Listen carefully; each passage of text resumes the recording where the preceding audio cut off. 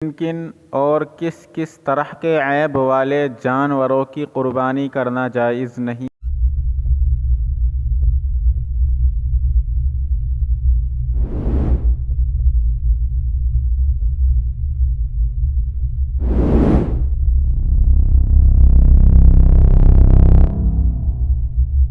پہلے یہ بات سمجھو کہ اللہ تبارک و تعالیٰ کے یہاں دو چیزیں دیکھی جائیں گی۔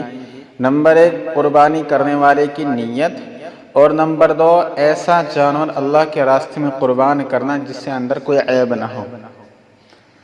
اگر قربانی کرنے والے کی نیت میں کھوٹ ہوگا، اس کی نیت صاف نہیں ہوگی، وہ اپنے اوپر قربانی کو بوجھ سمجھ کر کرے گا، خوش دلی سے قربانی نہیں کرے گا، تو اللہ تبارک و تعالیٰ کے دربار میں ایسی قربانی قابل قبول نہیں کی جائے گی۔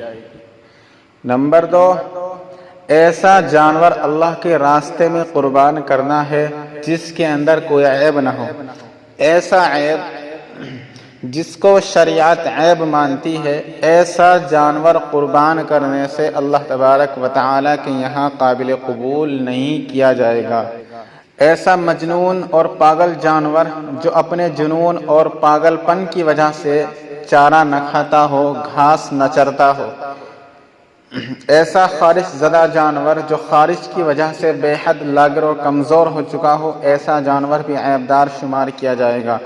ایسا جانور جو دیکھ نہ سکتا ہو، جس کا اندھا پن ظاہر ہو، ایسا جانور بھی عیبدار شمار کیا جائے گا۔ ایسا جانور جو بہت ہی لاغر اور کمزور ہو چکا ہو، جو خود چل کر قربان گاہ کی طرف نہ جا سکتا ہو، ایسا جانور بھی عیبدار شمار کیا جائے گا۔ ایسا جانور جس کا 1/3 کان یا اس سے زائد کٹا ہوا ہو، عیبدار شمار کیا جائے گا۔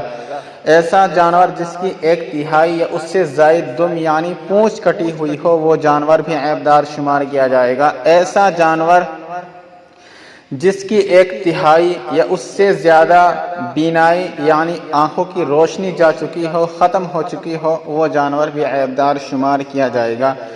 ایسا جانور جس کے پیدائشی طور پر کان نہ ہو، دونوں یا ایک، وہ جانور بھی عیبدار شمار کیا جائے گا۔ ایسا جانور جس کی پیدائشی طور پر جس کی دم یعنی پونچھ نہ ہو، وہ جانور بھی عیبدار شمار کیا جائے گا۔ ایسا جانور جس کے تھنوں کا سرا کٹا ہوا ہو، عیبدار شمار کیا جائے گا۔